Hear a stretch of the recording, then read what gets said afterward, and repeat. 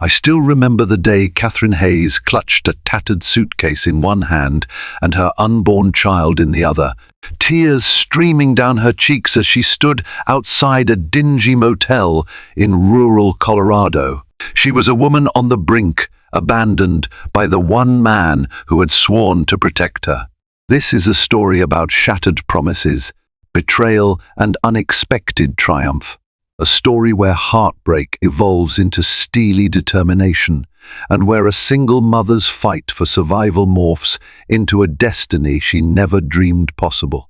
Prepare yourself for a real-life drama, brimming with staggering twists and a sensational comeback. Catherine Hayes was born into a loving but financially humble family in Eastvale, Idaho.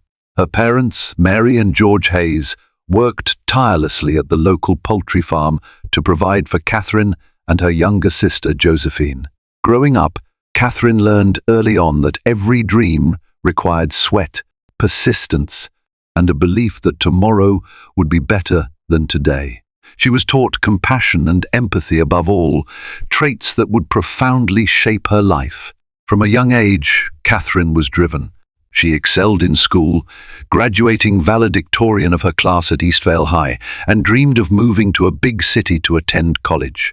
At 18, she received a partial scholarship to the University of Colorado, and her parents supplemented the rest of her tuition. It was a sacrifice they made gladly. Catherine left for Boulder with tears of gratitude in her eyes, a heart full of hope, and an eagerness for life's possibilities.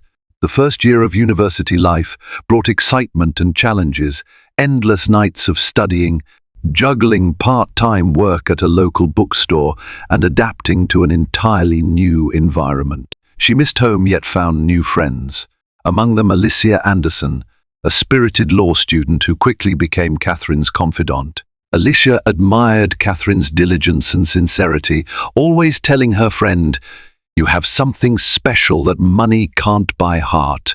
It was a compliment Catherine cherished, especially whenever she felt lost or overwhelmed. It was during her second year in Boulder that Catherine met Richard Crawford in a biology class they both dreaded. Richard, in many ways, was her opposite, vivacious, impulsive, and unafraid to play fast and loose with deadlines. Where Catherine meticulously organized her notes and routine, Richard breezed in late, offering a charming smile and a joke to explain his tardiness. Yet something about his carefree energy drew her in. It wasn't long before lab partners became confidants, and confidants became a couple.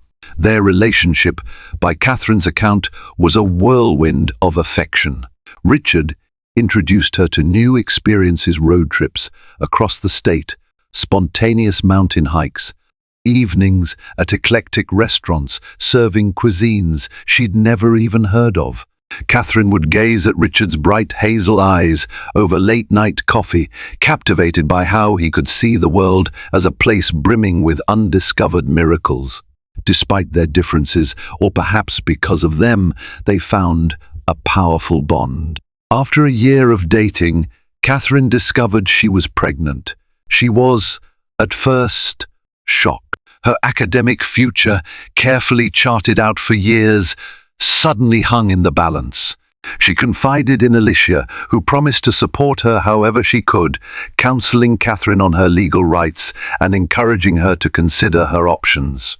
Catherine decided she wanted to keep the baby deep down, her nurturing nature and love for the little life she already felt blossoming within her made the decision clear. When she told Richard, he reacted with immediate panic masked by a shaky smile. He tried to appear supportive, but Catherine sensed his growing doubts. He'd whisper reassurances, but they felt hollow. Something about him changed, as though the carefree spark that made him so charismatic was fading into the realization of responsibility. That first fissure opened a crevasse between them, one that Catherine tried desperately to bridge. They decided to get married, a quick ceremony at the courthouse with only Alicia and a couple of classmates as witnesses. Catherine believed that with love and hard work, they could handle anything. Yet in the weeks following their modest vows, Richard seemed distant. He found excuses to stay out late, took on extra shifts at his job, or claimed urgent study groups. Catherine tried to be patient, attributing it to his own fears about impending fatherhood, but her heart often clenched with worry. As Catherine's pregnancy advanced, her exhaustion levels soared. She struggled to keep up with classes and had to reduce her bookstore hours. Richard, on the other hand, seemed to vanish more often, and Catherine felt loneliness seep into the corners of their cramped apartment. By the time she was 7 months pregnant, the tension between them was palpable. They argued over finances, job prospects, and Richard's refusal to discuss the baby's future. One cold winter night, their argument reached a crescendo. Catherine confronted Richard about his behavior, his disregard, his cold demeanor. In a moment of scorching honesty, he blurted out that he felt trapped. He wanted freedom. He wanted to chase big dreams without the weight of parental responsibilities. The words hit Catherine like shards of ice. It was the kind of heartbreak that leaves you reeling, breath caught in your throat. The morning after that argument, Catherine woke to find a note on the kitchen table. It simply read, "I can't do this anymore. I'm leaving." Alongside the note was his wedding band. He had abandoned her, vanished without so much as a backward glance. Catherine collapsed into sobs, gripping her belly and feeling the child stirring inside, as if sensing her turmoil. Heartbroken and alone, Catherine reached out to Alicia, who immediately came to her side. But Alicia was in her final year of law school and juggling internships with limited financial resources. While she offered unwavering emotional support, Catherine realized she had to find a way to survive. Their bills were overdue and the rent was going unpaid. She tried reaching out to Richard's family, but they had disapproved of their hasty marriage from the start and washed their hands of the situation. Without a proper job or stable income, Catherine was forced to drop out of college. She left Boulder, humiliated and destitute, with only her meager savings and the clothes in her suitcase. Driven by desperation, Catherine sought refuge in a small, rundown motel in rural Colorado that rented rooms by the week. She prayed that once her baby was born, she would find a way to rebuild. Her pride prevented her from returning to Idaho, as she couldn't bear the thought of facing her parents' heartache and shame. Each night, lying on a lumpy mattress with her hands protectively over her stomach, she pleaded with the universe to guide her somewhere better. As fate would have it, Catherine went into premature labor at 8 months. She was rushed to the nearest hospital, alone and terrified. But against all odds, she gave birth to a healthy baby boy. She named him Andrew, after her grandfather, a man who had always represented strength and unwavering kindness. In that tiny hospital room, gazing at Andrew's scrunched face, Catherine vowed to protect him at all costs. Returning to the motel with the newborn was brutal. Catherine spent long, sleepless nights figuring out how to scrape together enough money to stay afloat. She sold her wedding dress for a pittance to cover hospital fees. She took up a part-time cleaning job at the motel and supplemented it with day labor stints in the fields nearby, picking fruit or vegetables whenever she could find seasonal work. Exhaustion gnawed at her bones, but Andrew's innocent eyes fueled her resolve. She refused to crumble. She refused to let her son inherit bitterness or despair. Her luck changed one afternoon when she got talking to a tenant named Melissa Thompson, who was staying at the motel while completing some contract work in the area. Melissa was the director of a small marketing firm based in Denver, Crawford, and Associates, a name Catherine would later come to associate with monumental blessings. Impressed by Catherine's genuine warmth and industrious nature, Melissa offered her a temp job doing administrative tasks that could be done remotely. For Catherine, it was a lifeline. With Andrew cradled in her arms, Catherine meticulously tackled data entry, answered emails, and compiled reports. Melissa quickly noticed Catherine's efficiency and potential. Soon the temp job morphed into a part-time position. Catherine saved every penny, refusing to squander a single dollar on anything beyond Andrew's essentials. Within a few months, she managed to move into a modest one-bedroom apartment near the motel. It was no palace, but it was a huge step up a safe haven where she and Andrew could finally sleep without the constant fear of being forced out. Despite her precarious start with Crawford and Associates, Catherine's dedication shone through. She had a knack for spotting ways to streamline operations. She suggested new software for lead tracking, devised better filing systems, and designed efficient marketing templates. Melissa took note, promoting Catherine to a full-time position as an account manager. Suddenly, Catherine found herself on the cusp of a professional career she never imagined, especially after her abrupt exit from college. As Andrew grew into a toddler, Catherine's responsibilities at Crawford and Associates expanded. She was entrusted with small teams, developed marketing strategies, and pitched to potential clients. She discovered a hidden talent for building relationships and negotiating deals. Clients appreciated her sincerity, her empathy, and her uncanny ability to tap into what truly mattered to them. She poured her heart into every project, always mindful that any success she achieved would directly impact Andrew's future. Eventually, Catherine took on a mammoth project that required her to relocate to Denver.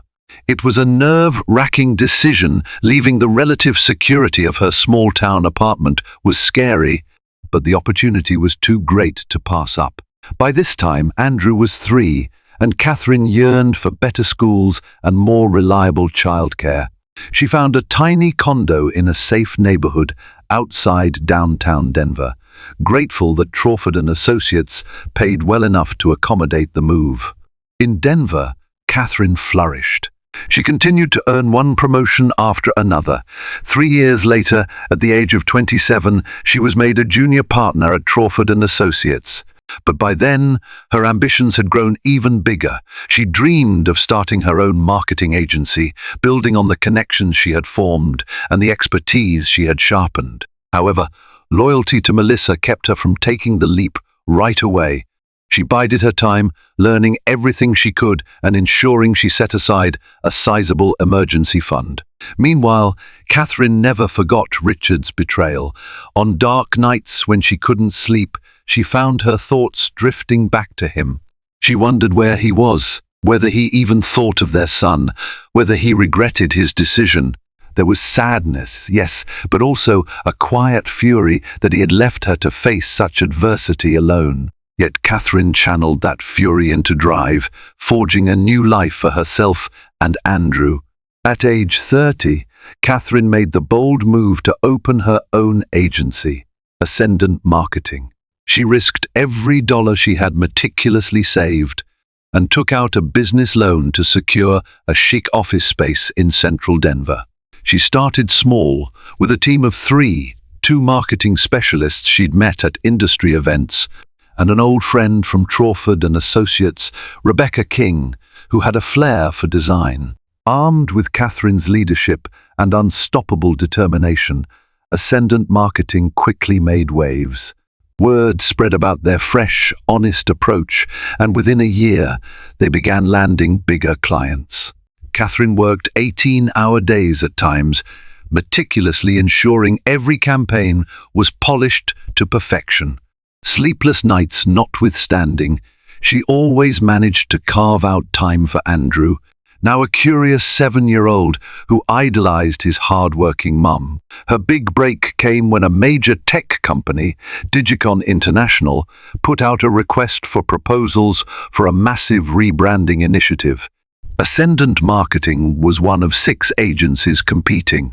Catherine poured her soul into the pitch, leveraging her life experiences to craft a compelling story about revitalization and second chances. Digicon's executives were blown away by the sincerity and thoroughness in Ascendant Marketing's proposal.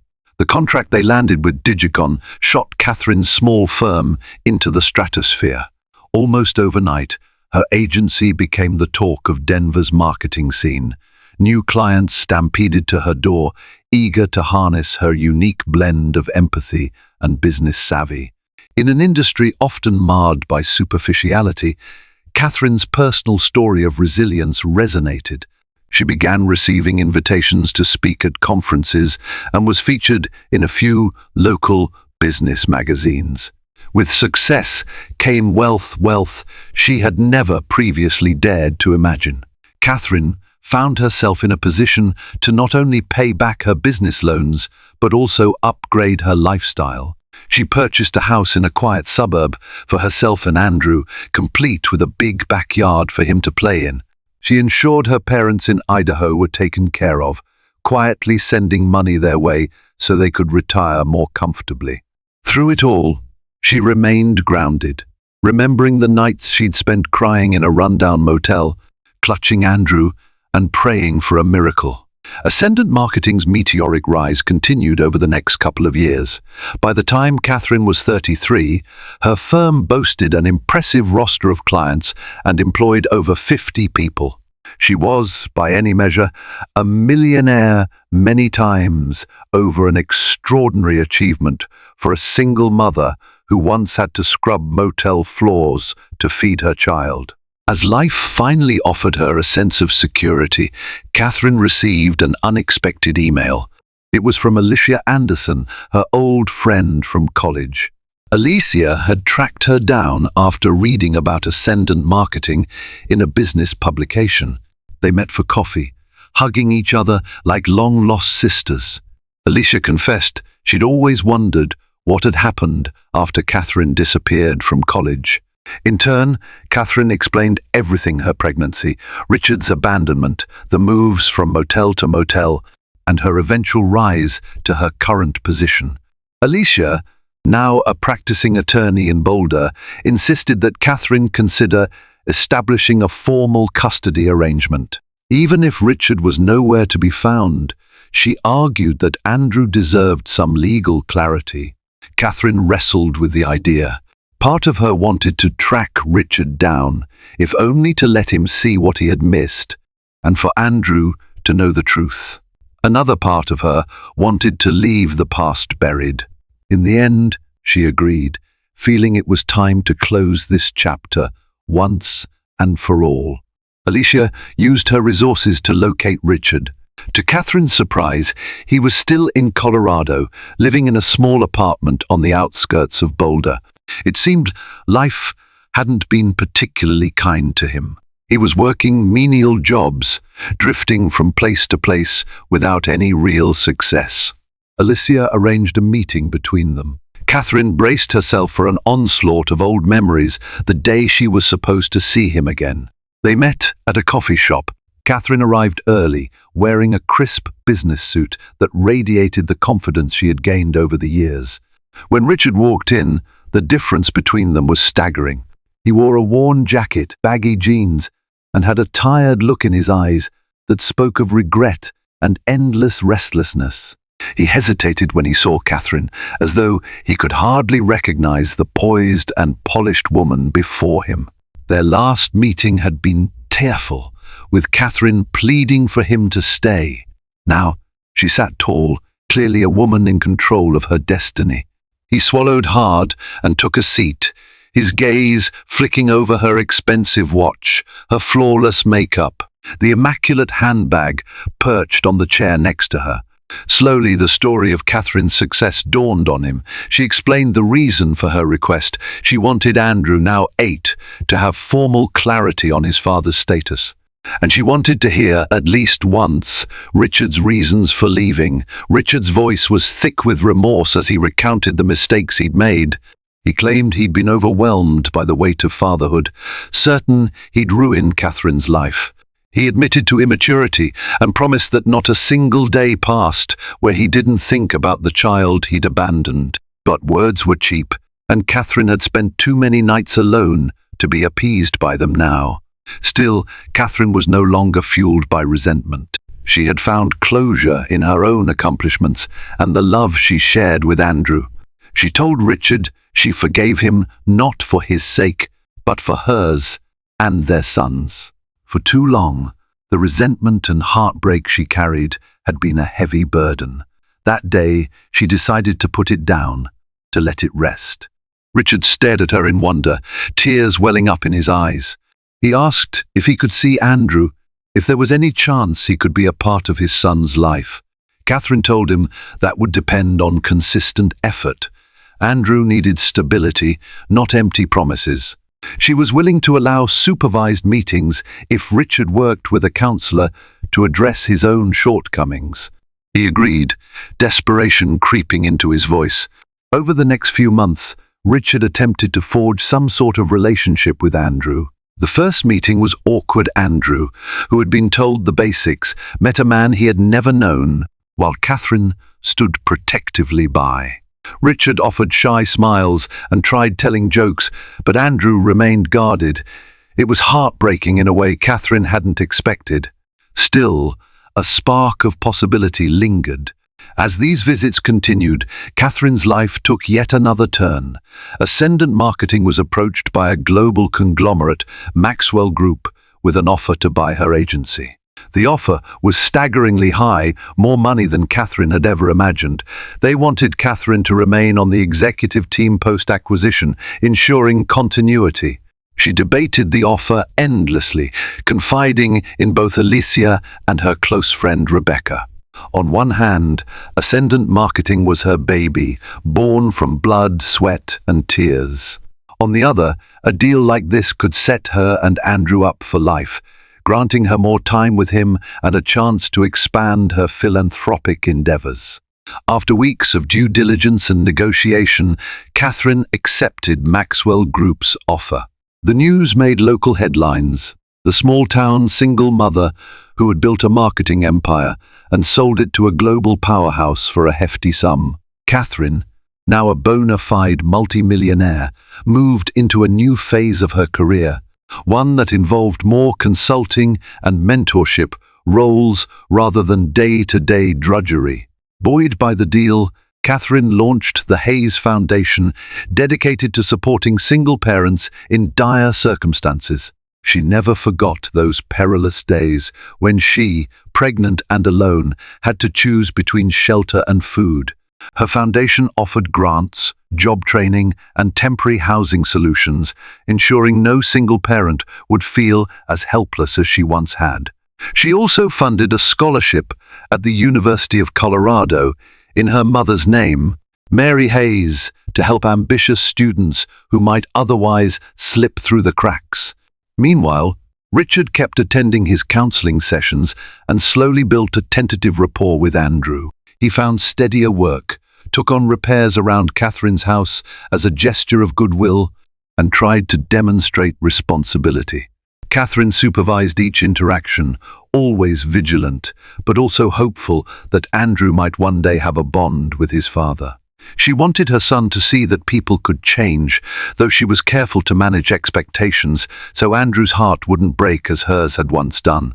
Life for Catherine and Andrew soon became a tapestry of bright new adventures. Andrew, now older, was inquisitive about Catherine's past, about how she had managed to persevere.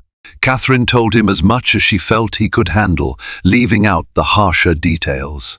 She wanted him to see her as a survivor, not a victim, and to understand that no matter the obstacles, one could emerge stronger and wiser. She saw the dawning respect in his eyes. Her child was proud of her, and that meant more to her than any accolade or bank balance. Over time, Catherine also encountered unexpected turns in her personal life. A year after she sold Ascendant Marketing, she met Aaron Delgado, a financial consultant who was engaged by the Maxwell Group. Soft-spoken and intelligent, Aaron was the polar opposite of Richard. He admired Catherine for her resilience and business acumen, but even more for her compassionate heart. They began dating, carefully balancing their professional worlds with the priority of Andrew's well-being. In those days, Catherine often reflected on how far she'd come.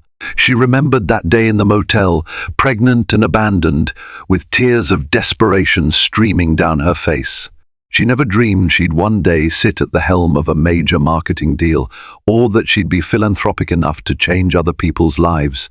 Yet through every heartbreak, every betrayal, and every moment of terror, she'd discovered an inner reservoir of strength. Life had tested her, but she refused to break. As months rolled on, Richard maintained a sporadic but genuine presence, albeit limited by supervised visits. Catherine appreciated the effort, but was keenly aware that her son's true sense of fatherhood came from the stable environment she provided and, increasingly, from Aaron, whose gentle guidance and sincere interest in Andrew's development meant the world to both of them. Then, a final dramatic twist arrived unexpectedly at Catherine's doorstep. Late one winter evening, she received a call from an unknown number. On the other end was Richard, frantic, telling her he'd been in a car accident. He had no one else to call. Against her better judgment, Catherine drove to the hospital. She found him there, bruised but conscious, tears streaming down his face. He confessed he had been on his way to a bar, about to relapse into old habits, when he lost control of the car on the slick, icy road. For a long moment, Catherine stood silently beside his hospital bed. She wondered if she was simply enabling him by coming. But she recalled those nights when she felt there was no one in the world to help her. She reached out and clasped his hand, reassuring him he would be all right. She spoke to him calmly about Andrew and the progress he'd made in building a relationship with him. She told him life could always be salvaged if you held on to hope and remained willing to change. He nodded, sobbing, possibly experiencing the revelation of how destructive his past had been. After that night, Richard's visits became less frequent. He seemed ashamed and moved to a different part of the state to find steadier employment and focus on his recovery. Catherine supported the decision. She realized their lives had taken drastically different trajectories, yet that was the reality they both had to face. She let him know Andrew's door was never fully closed, but being a father was a privilege he'd have to earn day by day. In the aftermath, Catherine felt a wave of relief.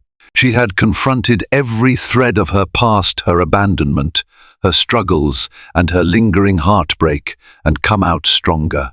Life, she realized, wasn't about punishing those who hurt you. It was about building a future so bright that the shadows of old pain no longer defined you. Meanwhile, Andrew thrived. He discovered a love for soccer, joined a local team, and spent weekends practicing with Aaron, who became a supportive figure on the sidelines.